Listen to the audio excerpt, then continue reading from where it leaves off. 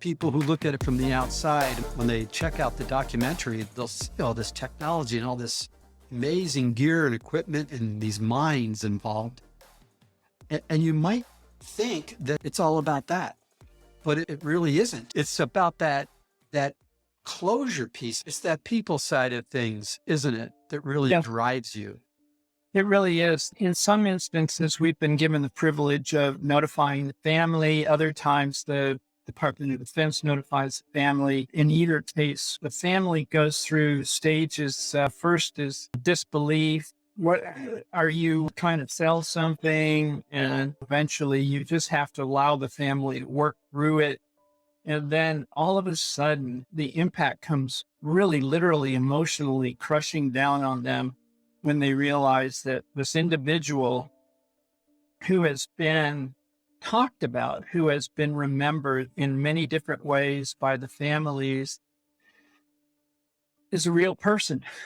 And particularly for the follow-on generations that never knew this individual, it becomes so very real. And the picture on the mantle is no longer just that. It is the image of a real person coming home finally after all these years. And the family starts thinking about things like, how has this impacted my life? And then they realize, and it's inevitable, that there are consequential sacrifices that every one of these families has made as a result of this loss. And it's grown into their family unit, but this gives them, number one, time to think about the return home, but at the same time, it brings the families together. And it's really, truly been amazing.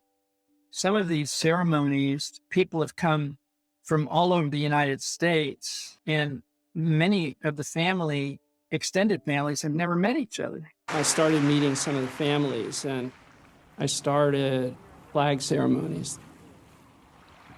Every crash site that we found, I would bring an American flag, and we would hold a little ceremony, then fold the flag and reserve it for the family.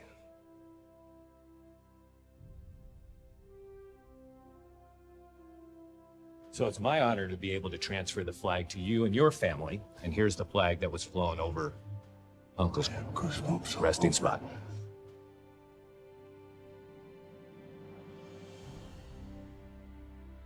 This is a flag that we flew for Walter Mintus, and I want to present it to you. And thank you very much. For the following. They went with songs to the battle. They were young, straight of limb, true of eye, steady and aglow. They were staunch to the end against odds uncounted. They fell with their faces to the foe. They shall not grow as we that are left grow old.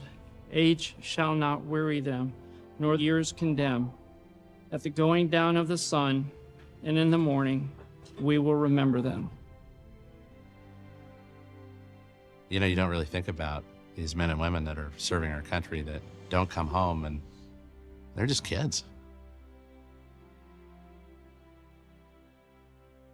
Kind of takes your breath away for a minute when you realize that this person was a real person with a family, loved him, and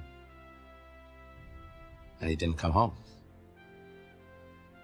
An MIA family never, ever puts away the loss of somebody who hasn't been able to return home.